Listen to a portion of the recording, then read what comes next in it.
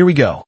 Take a breath and step inside Dome 12 on Cindervale, where air is currency and one bad shift can erase your future. This is the story of Galen Rook, a working man who only wanted to earn his pay until a single accident turned him into someone the system decided to blame. If you're ready, let us begin. 2 minutes before dawn, Saffron Ward in Dome 12 on Cindervale, 31 light years from Earth. The air tasted like metal dust, and the sky above the dome looked like it forgot how to be blue. Galen Rook carried a bundle of composite ribs on one shoulder. The load should have been a smaller man, but he walked like it was groceries and a bad memory. A pair of off-world contractors watched him from the lift rail. Their skin shimmered faintly like oil on water. One of them said a side muscle. Cheap labor, no finesse. Galen did not stop walking. He tilted his head, as if listening to the metal groan. Galen said, funny thing about finesse. It looks great until the roof falls. They laughed like it was a joke they invented. Galen smiled anyway, because the smile cost nothing. The worksite was a wound in the ward, where a new transit spine was being stitched into old concrete and newer alloy. Pipes ran like arteries, and cables hung like tendons, and the dome hummed with the slow work of breathing. Foreman Rusk Renham met him at the gate. Rusk had the soft hands of someone who signed paper, not steel. Rusk said, Rook, you are late. Galen looked at the clockboard. It was off by a few minutes, as always. Galen said, I am early. Your clock just grew up spoiled. Rusk sighed, already tired. His eyes flicked past Galen, like he was watching for trouble. Rusk said, you joke too much. Galen said, it keeps my teeth from grinding, and it keeps your clock from feeling lonely. Rusk waved him through with a sharp motion. He kept his voice clipped, like the words were scheduled. Rusk said, rib frame, section 7, move fast.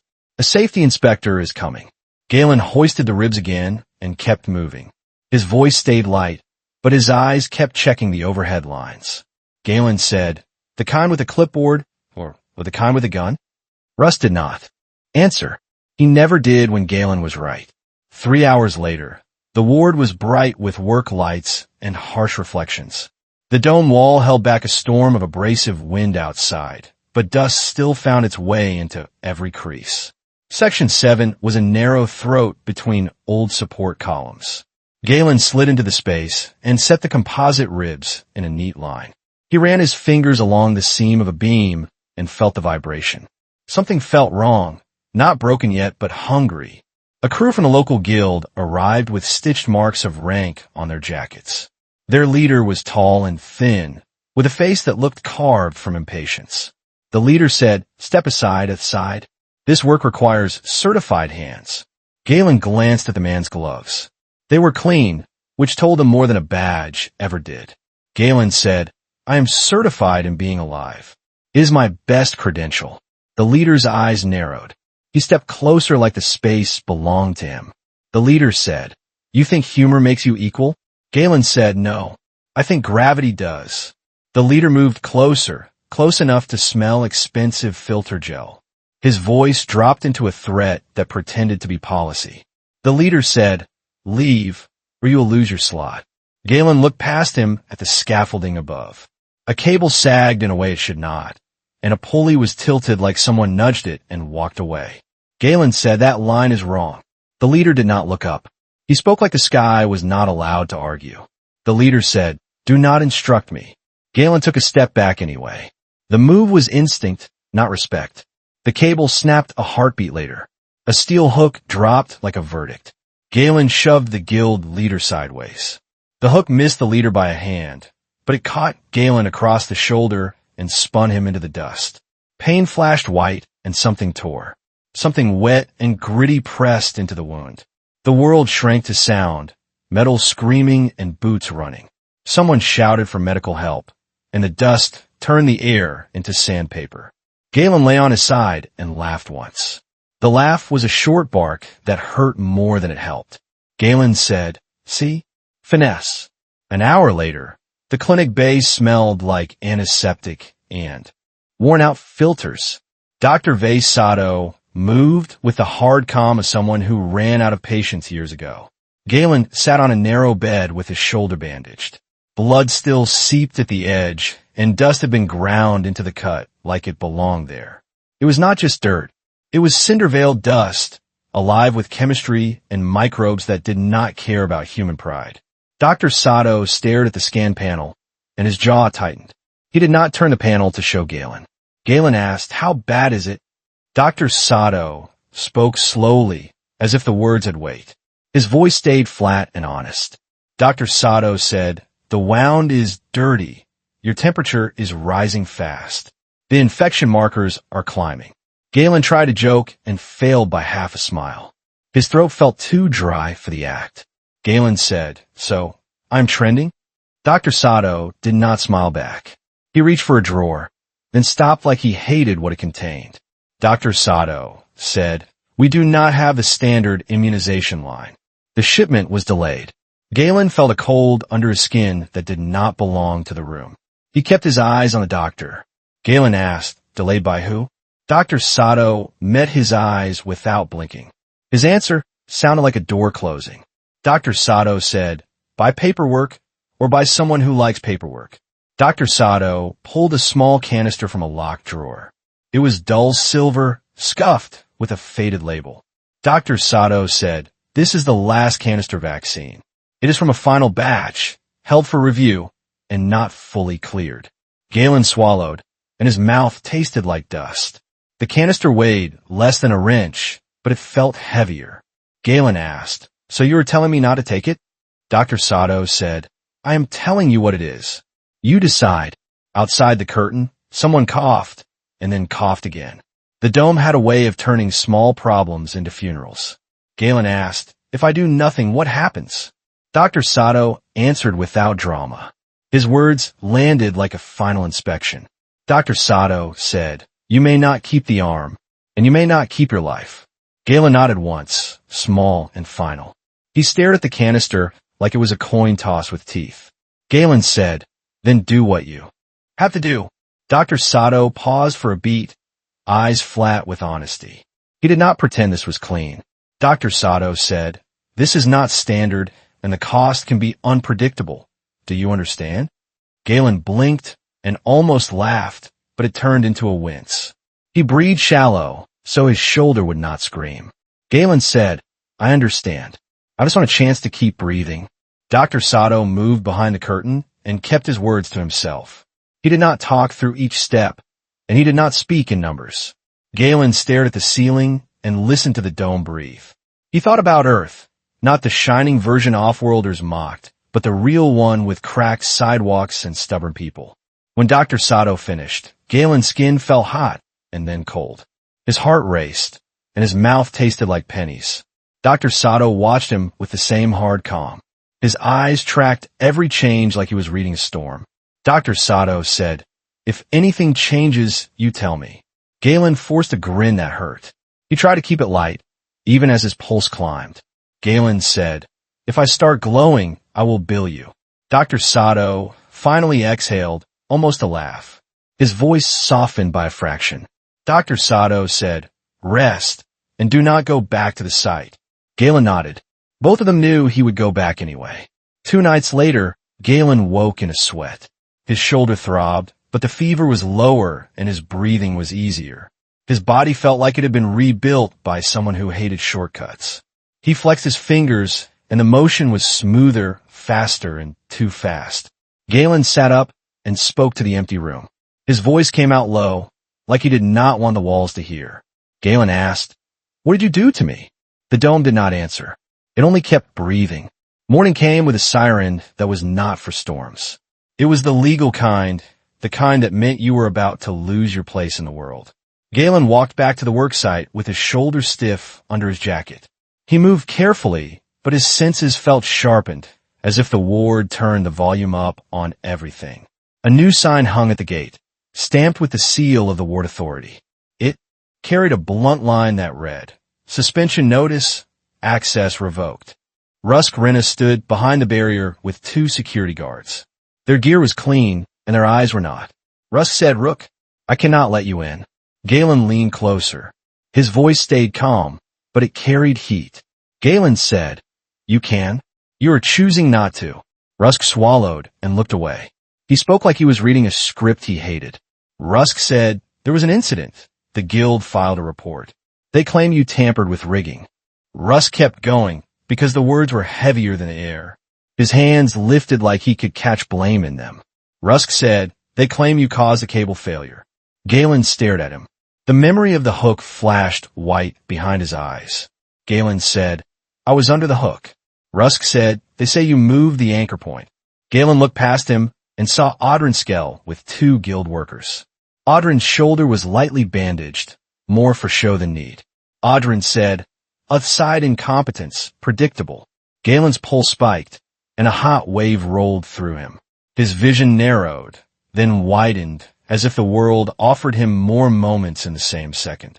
He took 1 step toward Audrin, and the guards shifted, hands near their batons. Galen stopped, because winning a small fight could lose the whole campaign. Galen asked, "So this is how it goes? You almost get crushed, and you call it my fault." Audrin's smile was thin. He spoke like the ward was his mirror. Audrin said, "You shoved me, you endangered me, and you are unlicensed." Galen spoke evenly, and his voice stayed quiet. He kept his eyes on Audrin, not the guards. Galen said, "I shoved you away from a falling hook. That is not a crime." A voice cut in from the side, calm and clear and tired. The tone belonged to someone who had seen too many bodies carried out under polite excuses. Saren Halix said, "It is not a crime, but it can be framed as one." The speaker wore a dark jacket with a simple badge. Saren Halix, safety inspector, stood like a woman who did not flinch for paperwork. Rusk looked relieved to hide behind authority. He leaned into the moment like it could save him. Rusk said, "Inspector Halix, you are here." Saren stepped closer to Galen and did not offer a hand. She looked at his bandage, as if it was a record the ward could not erase. Saren said, "You returned." Galen said, "I live here, unless someone sells my air." Saren's gaze shifted to the notice. Her voice stayed professional, with something quieter underneath. Saren said, "Your access is revoked. That means no pay, no rations credit, and no lodging renewal." Galen smiled without warmth. His eyes stayed steady. Galen said, "So you do not need to put me in the ground. You just star me inside rules." Saren did not deny it. She studied rigging logs on her tablet and traced the timeline with a finger. Saren said, "This anchor point was adjusted before your shift. It was signed by a guild handler." Audrin snapped, loud enough to perform. He threw the accusation like a tool. Audrin said, "Those logs can be altered." Saren looked at him, eyes flat. Her answer was quiet and sharp. Saren said, "So can a man." The guard from Ashline Security stepped forward. Their captain, Jairo Vint, had a face that made promises without words.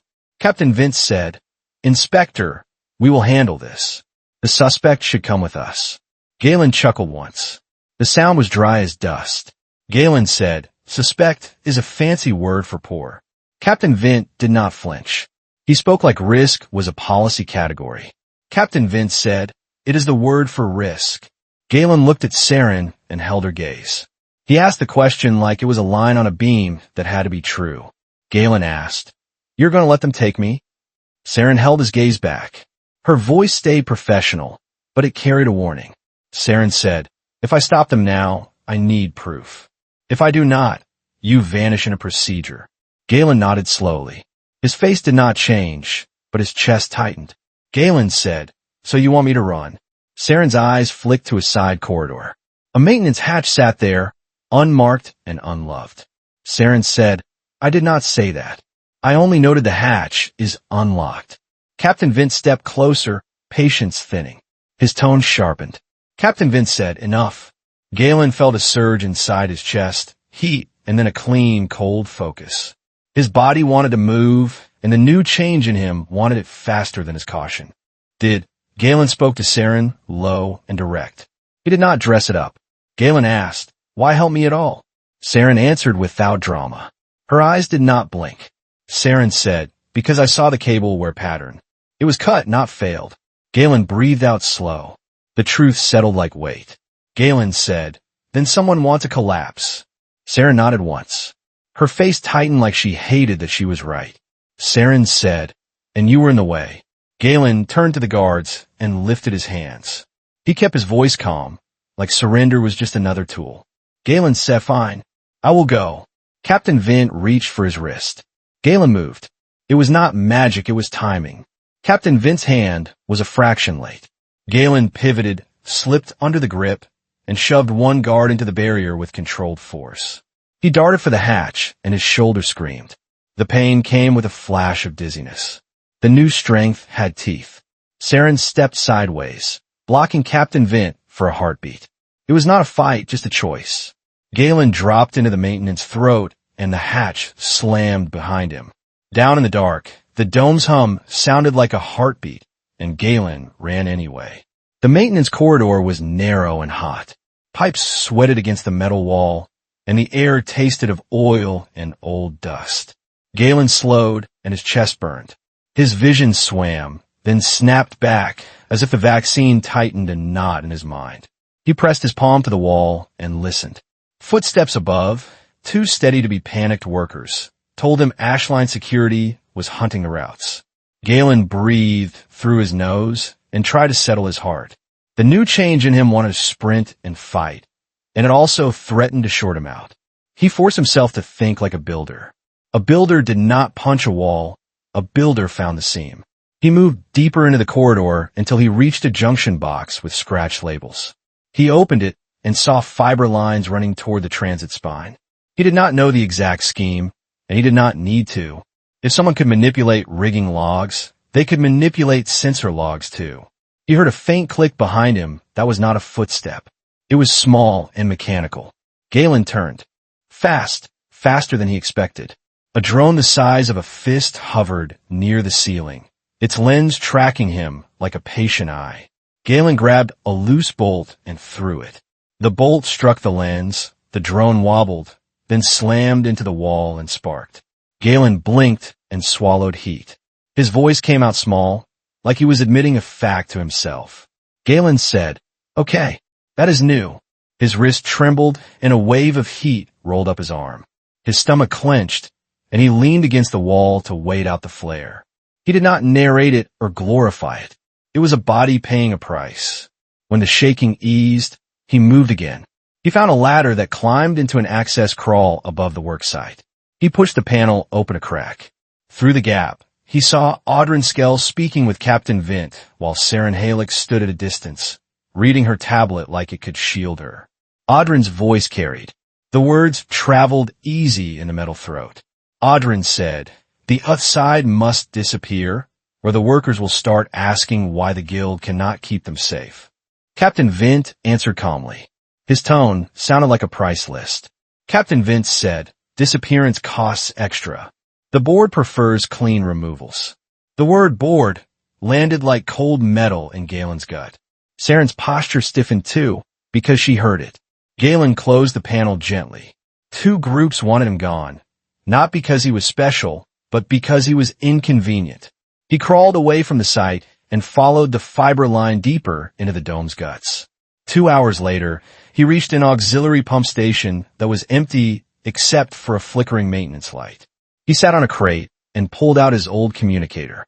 It was a civilian unit, cheap and stubborn, and it still worked when the ward wanted it to fail. He recorded a short message and sent it to the only person who might listen, Saren Halix. He did not write a manifesto.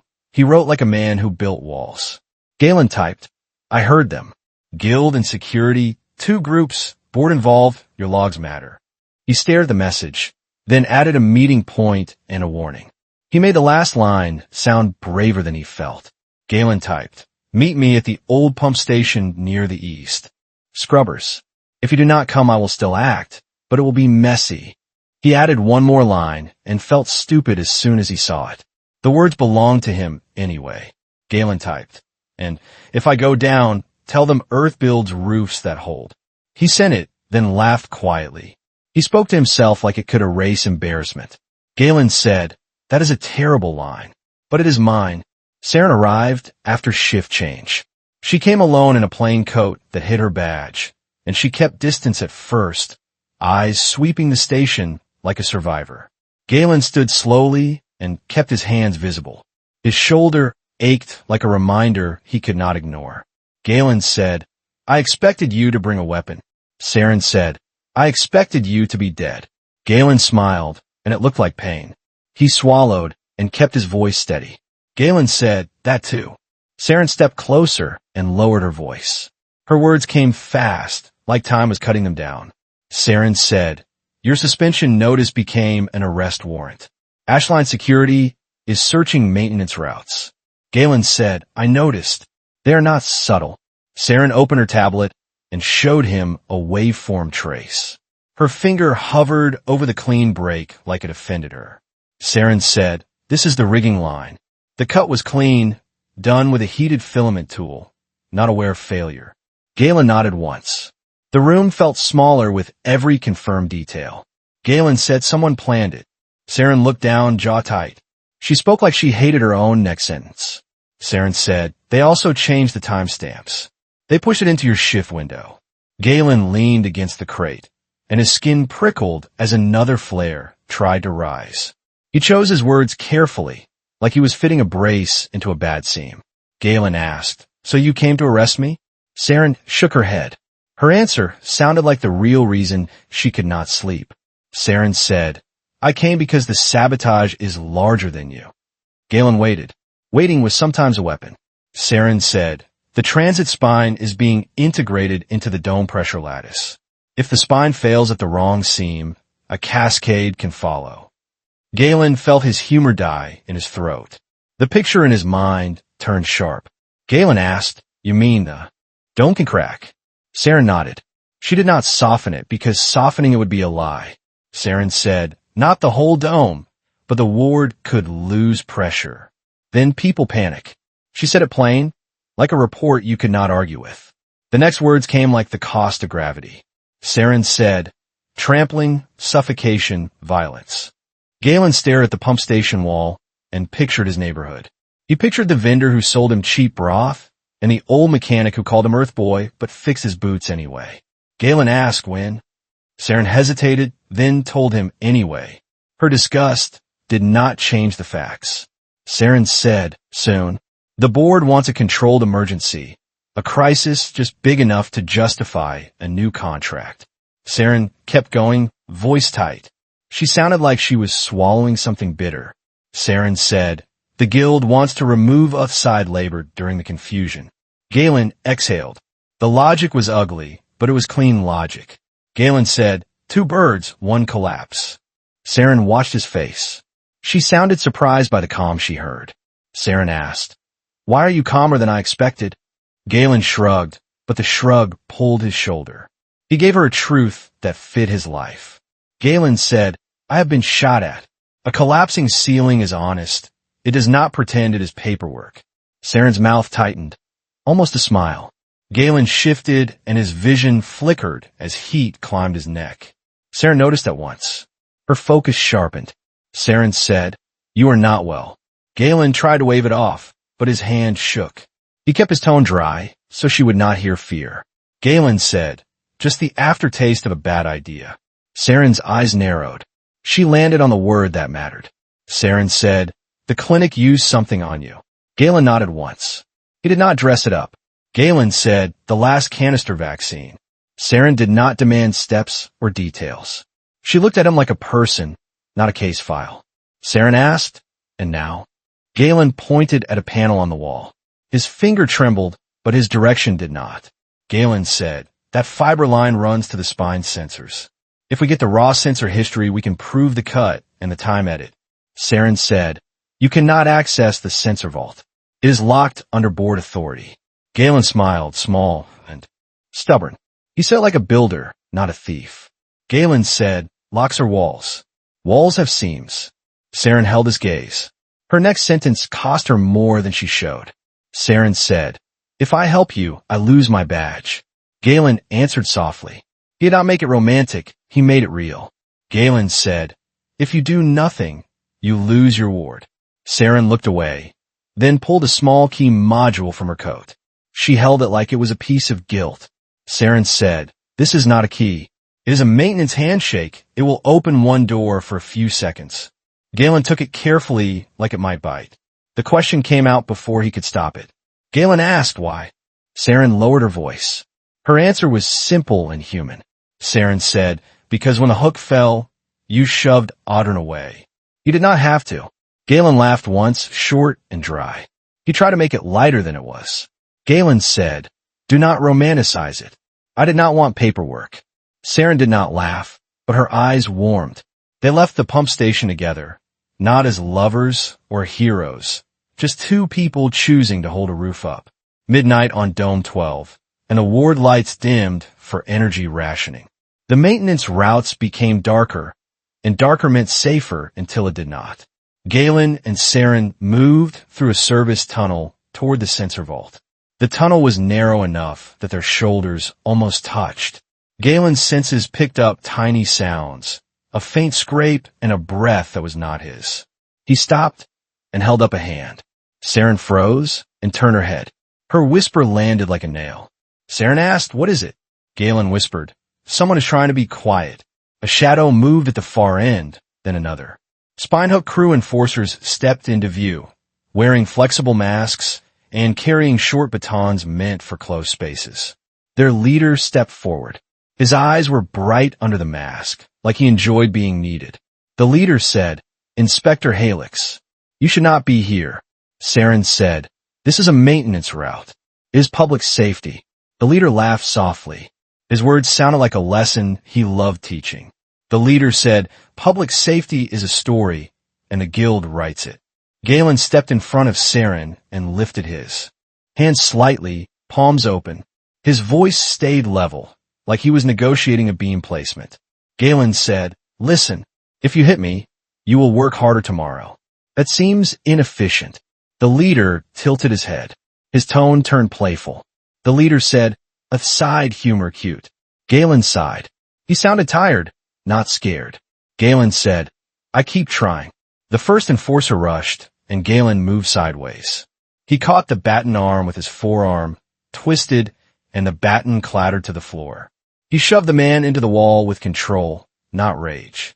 Two more came, and Galen's body responded too fast, hands finding wrists and elbows like they were beams and joints. Then the price bit him. A flare hit his chest with heat and dizziness, and his left hand trembled. A baton grazed his ribs, and pain snapped him awake. He grunted and backed up, breathing hard. Saren stepped forward with her tablet in one hand and her badge in the other. She raised the badge like it was a shield. Saren said, stop. This is assault. The leader answered, come as a clerk. He did not even sound angry. The leader said, it is correction. He swung at Saren. Galen saw it in a clean, cold moment and moved without thinking. Galen grabbed the leader's wrist and took the hit on his own shoulder.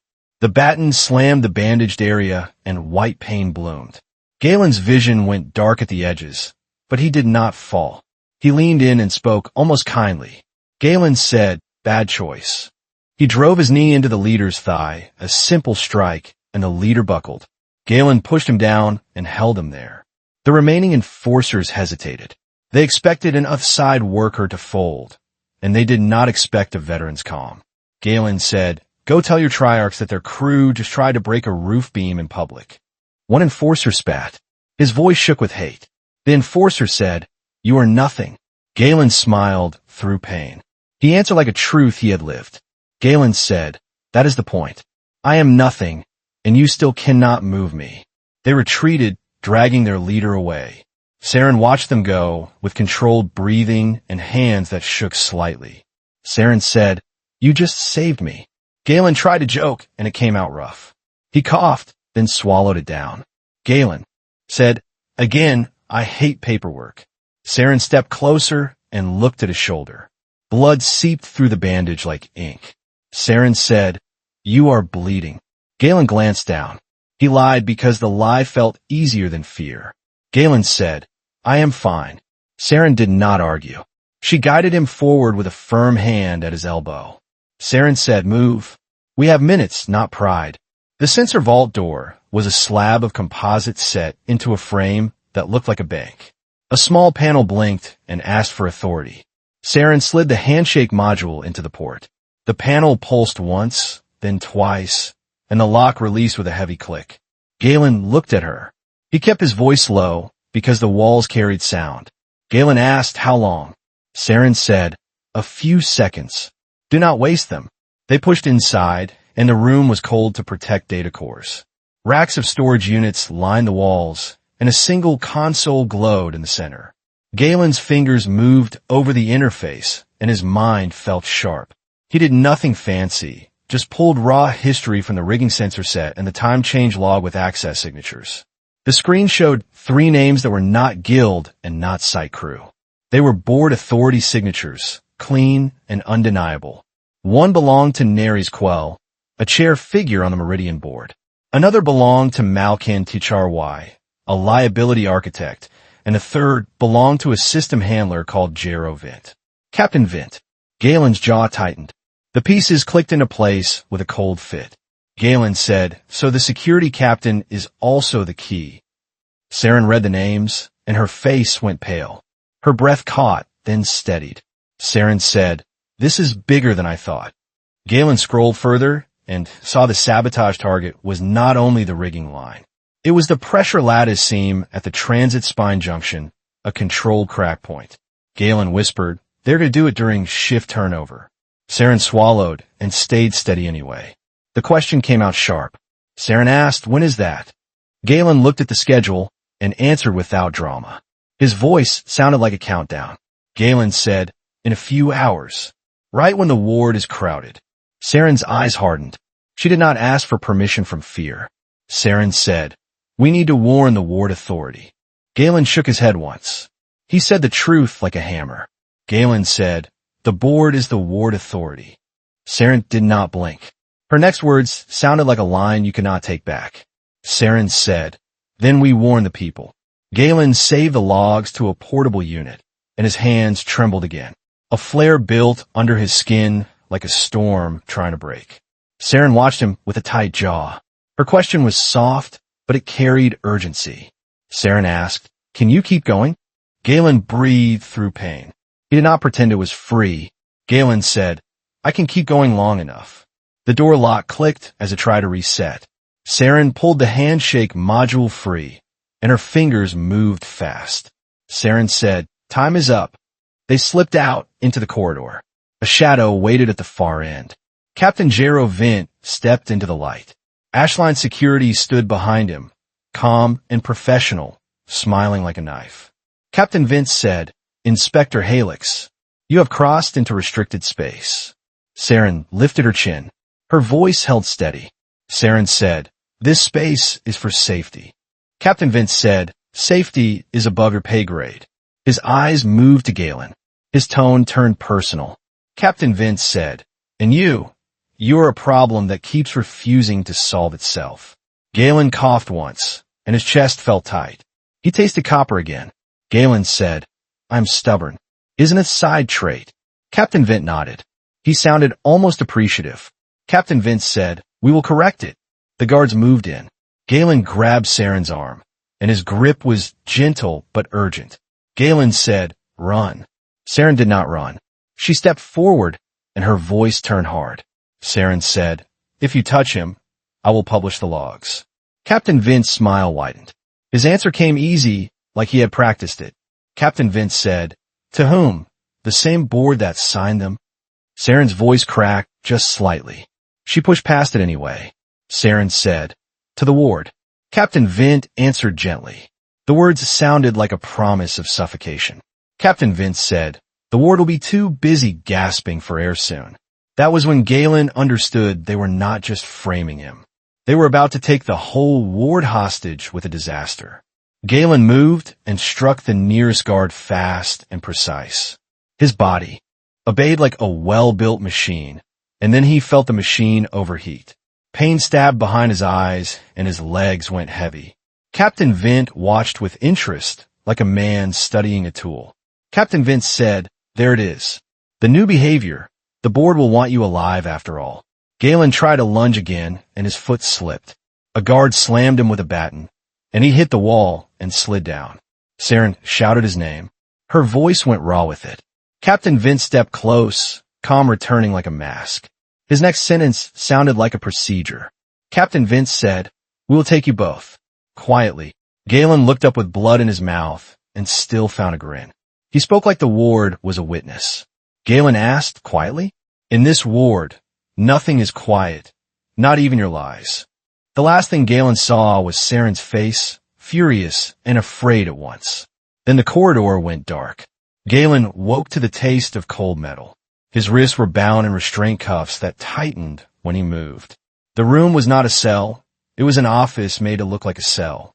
Comfort was a weapon, and the ward knew how to use it. Captain Vince sat across from him. Malkin T. Charwai stood by the wall with hands behind his back and eyes like a clerk who enjoyed disasters. Saren Halix sat in a chair to the side. She was not cuffed, but two guards stood close enough to make the point. Malkin T. Charwai spoke first. His voice was smooth as a form. Malkin T. Charwai said, "Galen Rook, Earthside veteran, unlicensed builder. The ward will remember you as the man who damaged the spine." Galen spat blood into a corner. He did not aim for anyone, because he had standards. Captain Vince sighed.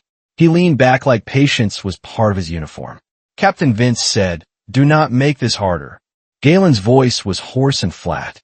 He held eye contact anyway. Galen said, "You already made it hard when you cut that cable." Malkin T. Charwai smiled like he was correcting a child. His answer was a legal trick dressed as language. Malkin T. Charwai said, "We did not cut it. We authorized a modification." Saren snapped, and the snap cost her composure. She leaned forward, eyes bright. Saren said, "You cut it. I have the wear trace." Malkin T. Charwai looked at her like she was a broken tool. His tone stayed polite, which made it worse. Malkin T. Charwai said, "Inspector, your role is to interpret safety, not accuse governance." Saren leaned forward. Her next words were pure and sharp. Saren said, "People will die." Captain Vint answered calmly. He made profit sound like weather. Captain Vince said, "People always die. The question is whether the correct people profit." Galen laughed a rough sound. He tasted blood again and still found humor. Galen said, "You said the quiet part out loud." Malkin T. Charwai stepped closer to Galen and studied him. His eyes moved like he was reading a specimen chart. Malkin T. Charwai said, "Your recent clinic intervention is of interest. The last-canister vaccine, the clinic used it, yes?" Galen stared at him. His answer came out like a door slam. Galen said, "Go bother Dr. Sato." Malkin T. Charwai replied, still polite. His smile did not reach his eyes. Malkin T. Charwai said, "We will, but you are here now." Saren's eyes widened as she realized what they wanted. Her voice went colder. Saren said, "You're going to use him. As a specimen, as a scapegoat, as a tool." Captain Vint nodded once. He did not deny any of it. Captain Vince said, "All of the above. Efficiency matters." Galen leaned back as far as the cuffs allowed. The flare inside him simmered like heat under skin, quiet until it was not. Galen said, "Do not let them pull you into this." Saren replied, voice low. She did not pretend innocence. Saren said, "I already am." Malkin T. Charwai lifted a small device that looked like a harmless sensor reader. Galen did not flinch, but his stomach turned. Malkin T. Charwai said, "We will observe you during the event. Your resilience will be useful when the ward is stressed." Galen narrowed his eyes. The word landed wrong. Galen asked, "Event?" Captain Vint answered like he was reciting policy. His voice stayed smooth. Captain Vint said, "Shift turnover, a control pressure dip. Panic will justify new contracts. The guild resets labor rosters, and the board secures authority." Galen's humor vanished. His eyes went hard. Galen said, "You're going to make the ward choke." Malkin T. Charwai replied, "Calm as a budget." He barely shrugged. Malkin T. Charwai said, briefly, "It will be survivable, mostly." Saren's voice turned hard. Her disgust sharpened the words. Saren said, "Mostly is not a number you can live with." Malkin T. Charwai shrugged. The gesture looked practiced. Malkin T. Charwai said, "It is a number we can budget." Galen looked at Captain Vint. His anger stayed controlled. Galen said, "You wear a uniform and call it security. You are just a thief with better lighting." Captain Vint's eyes narrowed. His voice dropped. Captain Vince said, "Careful." Galen smiled, teeth red. He sounded almost calm. Galen said, "I am not careful. I am a builder. We survive by being honest about load." Saren's hands clenched. She looked at the guards, then the door, then back at Galen. Galen mouthed one word. It was small, but it carried a plan. "Now." Saren moved and slammed her tablet into the nearest guard's face. The guard staggered, and Saren grabbed his key module. Captain Vint surged up. His shout snapped through the room. Captain Vince said, "Stop her." Galen yanked his cuffs against the table edge, and pain flared as the restraint tightened. The vaccine response surged with it, and his muscles fired like they had been waiting. He twisted and popped the cuff latch against the edge with a sharp jerk. It was not elegant. It was desperation with mechanics. He rose as the second guard swung. Galen caught the arm, turned the shoulder, and drove the guard into the wall. Then the flare hit harder, and his vision blurred. His knees threatened to fold. Captain Vint struck him across the ribs, and Galen dropped to one knee. Saren kicked Malkin Ticharwai's device out of his hand, and it skittered across the floor. Malkin Ticharwai hissed, voice small and angry. He clung to status like a life raft. Malkin Ticharwai said, "You will ruin your career." Saren answered, breath harsh. She did not hesitate. Saren said, "Better than ruining my ward." She grabbed the data unit from Galen's jacket and ran for the door. Captain Vint lunged after her. Galen forced himself up and stepped into Captain Vint's path. He took the next hit and it felt like a hammer, but he did not go down. He headbutt Captain Vint, a blunt move old as war. Captain Vint stumbled back, shocked more than hurt. Galen grabbed Captain Vint's baton and threw it down the hall. His voice cracked but stayed clear. Galen said, "Go. Tell them the roof is coming." Saren ran. Captain Vint wiped blood from his lip and his calm cracked. His voice turned ugly. Captain Vint said, "You are making a mess." Galen smiled through pain. His answer was simple. Galen said, "That is my job." 30 minutes later, alarms rippled through Saffron Ward. The sound was not the full emergency siren yet, just the warning chime that told people to stay calm, which meant they never did. Saren burst into the ward commons where vendors sold broth and filters. Workers in dusty suits looked up, confused and tired. Saren climbed onto a bench and shouted, "The pressure lattice is being sabotaged. Do you hear me?" People stared and some laughed, because denial was cheaper than fear. A few cursed because fear was still free. An older off-world woman pointed at Saren's coat. Her voice sounded bored, which made it dangerous. The woman said, "You are an inspector. You always exaggerate." Saren held up the data unit. Her arm shook, but her voice did not. Saren said, "This is proof. Board signatures and security signatures." A man in a guild jacket stepped forward. His tone was loud, meant for the crowd. The man said, "That is fake." Saren snapped. "Then explain why your crew chased me in maintenance tunnels." A ripple went through the crowd, and suspicion woke like a dog smelling smoke. Eyes shifted, and people started counting exits. Rusk Renna pushed through with a pale face. His voice trembled. Rusk said, "Inspector Halix, what are you doing?" Saren answered, voice raw but steady. Her words hit him like a slap. Saren said, "Trying to keep your ward alive." Rusk stammered. He sounded like he wanted the world to behave. Rusk said, "But the board will never allow panic." Saren stared at him. Her answer came out like truth stripped of comfort. Saren said, "The board is causing the panic." A new voice rose from the edge of the crowd. Audrin Skell stood on a crate like the ward was his stage. Audrin shouted, "Do not listen. This is Earthside deception. The Earthside builder is a criminal, and the inspector is compromised." Saren lifted her chin and did not blink. Her question was a blade. Saren asked, "Where is Galen Rook right now?" Audrin hesitated. The hesitation was small, but it was enough. People noticed because they always did when their lungs were at stake. "Hey," Mechanic yelled. "If the builder did it, why is he not here to gloat?" Another worker shouted, "Where is Ashline security? They always show up when they want fines." As if summoned by complaint, Ashline guards entered the commons. Captain Vint led them, uniform neat again, eyes not. Captain Vint called, "Inspector Halix." You're under arrest for theft and incitement. Saren held the data unit higher. Her voice did not shrink. Saren said, "Arrest me after you fix the seam." Captain Vince smiled, soft as poison. He spread calm like a fog. Captain Vince said, "There is no seam issue. The ward is stable."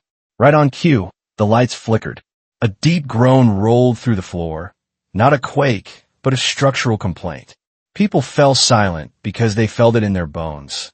Then a pressure door 2 blocks away blew outward with a burst of dust, and many screams followed. The warning chime turned into a full siren. Panic hit like a wave. Captain Vince shouted orders. His guards moved to contain, not to help. Guild workers pushed people away from the transit spine path, not toward safety. Their hands looked like guidance, but it was a funnel.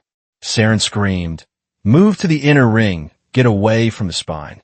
Some listened, and many did not, because fear made people cling to the wrong things. That was when Galen returned. He stumbled into the commons through a side alley, shoulder bleeding, ribs bruised, eyes bright with stubborn focus. He looked like a man dragged through a machine and spat back out.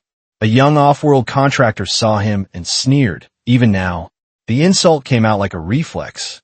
The contractor said, "Earthside trash." Galen turned his head slowly. He smiled like he had heard worse in worse places. Galen said, "Trash still holds roofs." Then he ran toward the screaming. The transit spine junction was chaos. A section of inner corridor had buckled, and a service hatch hung open, leaking a thin mist of cold air that was not poison, just life leaving the ward. Workers pressed against doors, and some tried to go back for belongings. Others shoved forward, blind with fear. Galen pushed through and did not give speeches. He grabbed a fallen brace beam and dragged it into position. Rusk Renna arrived panting, face gray. His first instinct was still paperwork. Rusk said, "Rook, you are not authorized." Galen stared at him, eyes hard. His answer was not kind. Galen said, "Then authorize me with your eyes. Look at that seam." Rusk looked and saw the junction plate had shifted. Bolts were sheared, and a cable bundle was torn as if someone yanked it on purpose. Galen said, "That plate needs a temporary rib now." Rusk swallowed. His voice dropped into fear. Rusk said, "We do not have certified crew." Galen snorted. He pointed at bodies, not badges. Galen said, "We have hands. That is enough." He grabbed 2 nearby workers, one human and one off-world with shimmering skin. His voice cut through panic like a tool. Galen said, "You hold the brace here. You push the jack in until it bites." They stared at him, stunned. Galen snapped again, louder. Galen asked, "Do you want to breathe or debate?" They moved. Galen's body reacted with sharp precision as he set the brace and listened to the metal. He adjusted by a finger width, and the groan changed tone like a cough easing. Then the flare hit again. His hands shook, his vision tunneled, and he tasted copper. He pressed his forehead to the brace and breathed. A worker whispered, voice thin. The worker asked, "Are you okay?" Galen answered without pride. The truth came easy. Galen said, "No, but I am useful." Saren arrived behind him and grabbed his elbow. Her coat was torn and her face was fierce. Saren said, "I told them." Some listened, some did not. Galen nodded once. He did not look up from the seam. Galen said, "We do not need all. We need enough." A scream rose from the corridor where a group was trapped behind a jammed pressure door. Their faces were pale, and their hands pounded the glass. Galen saw the jam, a bent hinge pin, a small thing with a big consequence. He moved toward it, but Captain Vince stepped into his path with guards. Captain Vince said, "This is over. Come with us. We can still make this clean." Galen looked past him at the trap group, then back at Captain Vint. The words came out low and deadly. Galen said, "You planned this, and you want me to be your broom." Captain Vince's voice stayed smooth. He sounded almost proud. Captain Vince said, "You are already a broom. You sweep rubble you. Sweep blame, you are built for it." Galen laughed low, and it sounded like a cough. He answered like a man naming the truth of his own training. Galen said, "Built for it. You mean trained for it." Captain Vint lifted his baton. His eyes stayed calm. Captain Vince said, "Do not resist. Galen's eyes flicked to the brace, to the seam, to Saren. He made a choice, and the choice was simple. He stepped back from Captain Vint, not to surrender, but to draw them away from the jammed door. He raised his voice so workers could hear. Galen said, "If you want me, come get me, but the ward is watching." The guards rushed him. Galen moved like a veteran in a tight hallway, parrying and redirecting without cruelty. He did not break bones for fun. He knocked them down and kept moving. Then the flare punished him again, and his leg went weak. He stumbled. Captain Vint slammed him into the wall, and the air left Galen's lungs. Captain Vint hissed close to his ear. Captain Vint said, "You could have lived quietly." Galen wheezed and still answered. His voice came out like grit. Galen said, "I tried. You would not let me." Saren grabbed a fallen tool and swung it at a guard's knee. The guard dropped, and Saren's face was fierce. Captain Vint turned on her. His voice sharpened. Captain Vint said, "You will regret this." Saren shouted, "We all will, if you keep playing contracts with air." Galen used the distraction and drove his elbow into Captain Vint's ribs. He shoved Captain Vint back, then dashed to the jam door hinge. His hands shook, but his mind stayed clear. He forced the hinge pin into alignment with a crude lever, like a builder improvising under fire. The door released with a heavy clunk. The trapped group surged out, coughing and crying. Galen stepped aside and spoke almost gently. His words were short because breath was short. Galen said, "Go inward. Do not stop." They went. Behind him, the seam groaned again. The sabotage was still alive. An hour later, the ward's inner ring was crowded. People sat on the floor pressed together, and the dome systems fought to stabilize pressure. The crisis was contained, not ended. The ward still felt like it could break again with one wrong breath. Galen sat against a wall, with his head back and eyes half closed. His body trembled with aftershock, and Saren sat beside him, close enough to be real. Rena approached carrying a toolkit like it was a confession. His voice dropped to something like shame. Rusk said, "I was wrong. About you, about what you could do." Galen opened one eye. The reply came tired and sharp. Galen said, "You are still wrong. I should not have to prove my worth with blood." Rusk nodded, ashamed.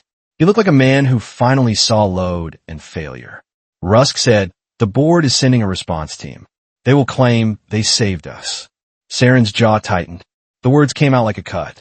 Saren said, "They tried to end us." Rusk lowered his voice. He glanced around at people who were still shaking. Rusk said, "People saw ashline guards blocking exits.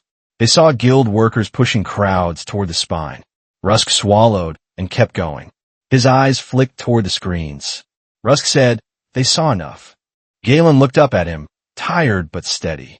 He asked the question like it mattered more than any badge. Galen asked, "Enough to act?" Rusk hesitated. He answered like he was touching a live wire. Rusk said, "Enough to be angry, and anger is fuel. But it needs a match." Saren tapped the data unit inside her coat. Her eyes did not blink. Saren said, "We have the match." Galen sat up slowly, and the movement hurt. The flare inside him simmered, waiting like death. Galen said, "We expose both branches at once. If we hit only one, the other claims innocence." Saren nodded once. Her voice stayed flat and strategic. Saren said, "The board blames the guild. The guild blames Earthside." Galen said, "Then we show the chain, decision, design, execution, all of it." Rusk frowned. Fear and disbelief fought on his face. Rusk asked how. Galen smiled faintly. He answered like a builder explaining a roof. Galen said, "The way you hold a roof. You show where the load goes." Saren stared at him and understood. The idea landed with weight. Saren said, "You want a public broadcast." Galen said, "Not a speech. A live capture." Saren's eyes sharpened. Her voice dropped. Saren said, "You want them caught setting a second sabotage." Galen nodded. His face did not change. Galen said, "They will try again. They cannot. Leave a half collapse." Rusk's face turned pale. The words came out like he wanted to stop time. Rusk said, "That is insane." Galen shrugged, as if the ward had taught him the definition. His answer came out like a grim joke. Galen said, "So is selling air." Saren looked at Galen's trembling hands. Her question was not kind. It was real. Saren asked, "Can you keep going?" Galen listened to his heartbeat and felt the cost of the last-canister vaccine like a collector knocking. He answered honestly, because honesty was all he had. Galen said, "I can, but I might fail at the wrong second." Saren took his wrist gently, not as a nurse or a teacher, but as a partner in a bad night. Her answer did not pretend he was unbreakable. Saren said, "Then we plan around your failure. We do not pretend you are unbreakable." Galen laughed softly. The sound carried relief and pain. Galen said, "That is the first kind thing anyone has said to me in weeks." Saren replied, eyes hard but warm. Her words came out like a warning and a promise. Saren said, "Do not get used to it." Galen's smile held. His voice stayed dry. Galen said, "I will not. I am Earthside. We do not trust comfort." Late night, the ward response center lit up with fresh uniforms and polished suits. Meridian board representatives arrived with serious faces, and guild officials arrived with righteous faces. They stood before cameras and spoke of stability and order. They promised investigations and reforms, but they did not mention the people who had almost suffocated. Saren and Galen watched from a maintenance mezzanine above the control floor. Rusk stayed below, moving among workers and spreading the word quietly. Saren whispered, "Neri's Quell is here." Galen looked at the board chair, elegant and cold. Neri's Quell smiled for cameras like she was selling mercy. Beside her stood Malkin T. Charwai, holding a folder like paper could stop leaks. Captain Vint stood near the security team, watching the room like a predator watching a herd. On the other side, the guild triarchs stood as a trio, Sorngval, Fay Liss, and Audrinskell. Audrin's bandage was gone, but his pride remained. Saren held up a small sensor puck. Her finger hovered near its edge like it could burn. Saren said, "This will stream raw video to the ward feed. If we catch them in the act, the ward will see." Galen nodded and touched his ribs and winced. His next question was pure timing. Galen asked, "Where will they strike?" Saren pointed at a schematic. Her answer was precise and ugly. Saren said, "The pressure lattice seam at the transit spine. The same point, they will try to finish the narrative." Galen exhaled. His eyes went hard. Galen said, "Then we set a trap at the seam." Saren looked at him, voice low. Her fear had teeth. Saren said, "We cannot put people in danger again." Galen's face hardened. He answered like a promise of work, not glory. Galen said, "We do not. We evacuate the corridor, block it, and let them come to an empty throat." Saren hesitated, then nodded once. They moved. Galen climbed down into the maintenance route leading to the seam corridor. His steps were steady, but his hands trembled like a warning he could not silence. Saren stayed above, ready to stream. Rusk worked with a few trusted crew to clear the corridor under the excuse of inspection, because people believed inspections more than truth. When the corridor was empty, it was eerily quiet. Galen waited behind a support column with the sensor puck set on a ledge, camera angled toward the seam. He heard footsteps that were soft and confident. Captain Vint entered first with 2 ashline guards, and Malkin T. Charwai walked with them holding a tool case. From the other side, Spinehook enforcers entered led by Audrinskell. They met at the seam like actors hitting marks. Audrin said, "We do this fast. The ward is restless." Captain Vince said, "Restless is fine. Dead is bad for profits." Malkin T. Charwai knelt at the seam panel. His voice sounded like a checklist. Malkin T. Charwai said, "This completes the pressure narrative, then the board declares emergency reconstruction." Audrin sneered. His tone turned hungry. Audrin said, "And the guild resets labor. Earthside contracts in tonight." Captain Vint glanced around. His question sounded almost casual. Captain Vint asked, "Where's the Earthside builder?" Audrin shrugged. He spoke like Galen was already a note in a file. Audrin said, "He will be blamed either way." Galen's blood went cold, and his hands shook harder as a flare rose, threatening to ruin the moment. He breathed slow and steady, builder breath, veteran breath. Saren's voice came through his communicator thin but steady. The words sounded like a lifeline. Saren said, "I am streaming. The ward is watching." Galen whispered, "Good. Let them watch." Malkin Tchry opened the seam panel and pulled out a clamp-like device designed to stress the junction at a precise point. Galen stepped out from behind the column. Galen said, "Hello." All heads snapped toward him. Captain Vince's eyes narrowed, and his smile died. Captain Vince said, "You should be in custody." Galen smiled. His answer came easy, even with pain. Galen said, "I could keep losing the paperwork." Audrin spat. The word came out like a curse. Audrin said, "You are a rat." Galen nodded. He answered like a man naming his own home. Galen said, "I live in walls." "We all do, you just forgot." Malkin Tchry stood slowly with the device in hand. He spoke like power was a lesson. Malkin Tchry said, "You do not understand governance." Galen replied, voice flat. He sounded like a builder reading a failing seam. Galen said, "I understand, load. Your seam cannot hold your greed." Captain Vint lifted his baton. His voice was quiet, which made it worse. Captain Vint said, "Move." Galen shifted his stance, and his reflexes sharpened faster than fear. Then the flare hit like a wave, heat, dizziness, and a tremor in his left leg. Captain Vince saw it and smiled. He sounded satisfied. Captain Vince said, "There it is." Galen forced himself forward anyway. He dodged the first swing and shoved Captain Vint into the wall, then turned toward Audrin as Audrin lunged with a short blade meant to cut and scare.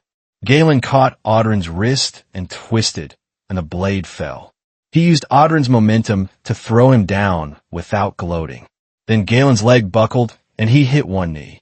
Captain Vint charged.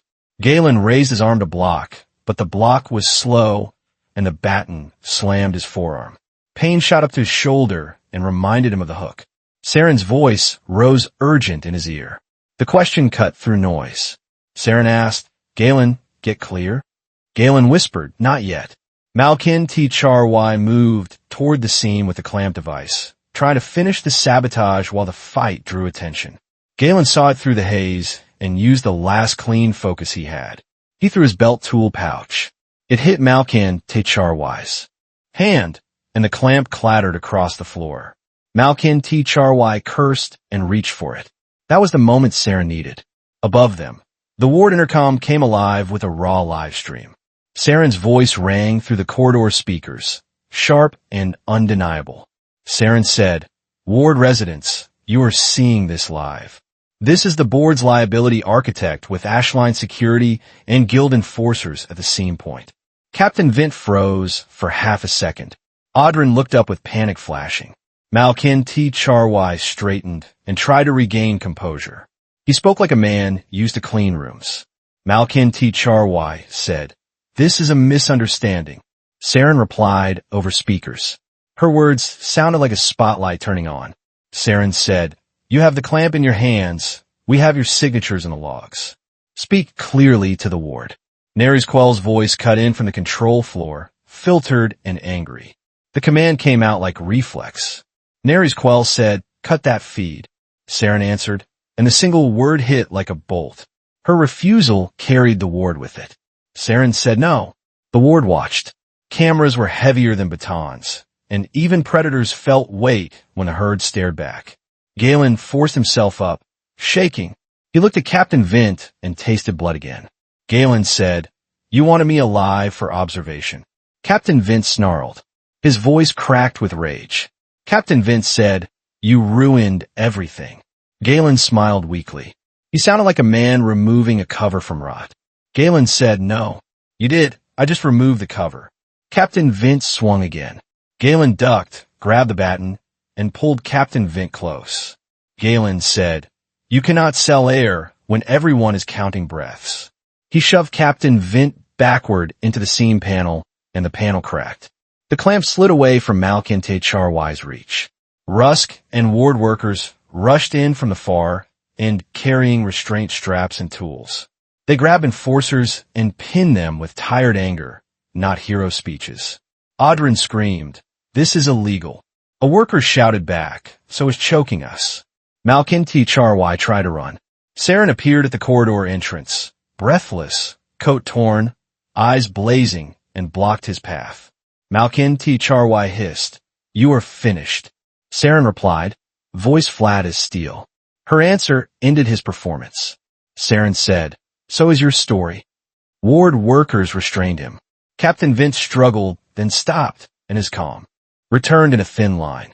He looked at Galen with contempt and curiosity. Captain Vince asked, "What are you really?" Galen wiped blood from his lip. His answer came out like a truth he could live with. Galen said, "A builder. From Earth." Captain Vince scoffed. His insult sounded old. Captain Vince said, "Earth is backward." Galen nodded. He did not argue pride. He argued physics. Galen said, "Maybe, but we learned a few things early." He looked past Captain Vint at Ward residents watching on screens, humans and off-worlders and vendors and mechanics. Galen finished quiet, and the quiet carried. Galen said, "We learned that roofs do not care who you are. They only care whether you hold." Dawn returned to Dome 12 slowly. The sirens stopped, and the pressure stabilized, and the ward breathed again. The response center was not calm, but it was honest chaos now. People argued and cried and demanded names and consequences. Neri's Quell tried to speak, and her voice drowned in rage. Guild triarchs tried to posture, and their posture failed under live footage and hard evidence. Captain Vince sat cuffed, watching the floor like he was still counting profits. Malkin T. Charwai stared at his hands as if they betrayed him, and Audrin Skell looked smaller without a crowd to bully. Galen sat on a bench near the clinic bay. Dr. Vay Sato checked his shoulder and ribs with the same hard calm as before. Dr. Sato muttered, "You should be dead." Galen replied, voice dry. He sounded almost amused at the universe. Galen said, "I keep disappointing people." Dr. Sato wrapped a fresh bandage and leaned closer. His next sentence came with a cost. Dr. Sato said, "What you receive will keep taking payments. You will have bad days and unpredictable flares." Galen nodded. He did not ask for a manual. Galen said, "I know." Dr. Sato paused, then softened by a fraction. He spoke like a man respecting a boundary. Dr. Sato said, "You did not ask for details or steps." "Thank you." Galen shrugged, and the shrug made him wince. He answered like a man choosing not to be stupid. Galen said, "I am not here to copy your work. I am here to keep breathing." Dr. Sato stepped back. His final order sounded like care disguised as impatience. Dr. Sato said, "Rest." Galen looked toward the doorway. Saren Halix stood there with arms crossed, coat still torn, and her badge was gone. Galen raised an eyebrow. The question came out soft. Galen asked, "You fired yourself?" Saren replied, voice quiet. Her calm looked earned. Saren said, "They tried to suspend me. I resigned first." Galen let out a breath. He did not pretend it was easy. Galen said, "That is going to hurt." Saren walked closer and sat beside him. She did not touch him. She simply shared the bench like a shared truth. Saren said, "It already hurts, but the ward is alive." Galen looked at her. His voice softened. Galen said, "You saved it." Saren shook her head. She corrected him without pride. Saren said, "You held the seam. I just turned on the lights." Galen laughed quietly. The joke was small and human. Galen said, "So we make a decent team. You shine, I grunt." Saren's mouth twitched.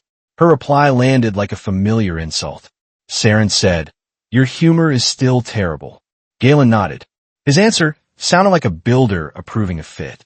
Galen said, "Consistency matters." A group of ward workers approached.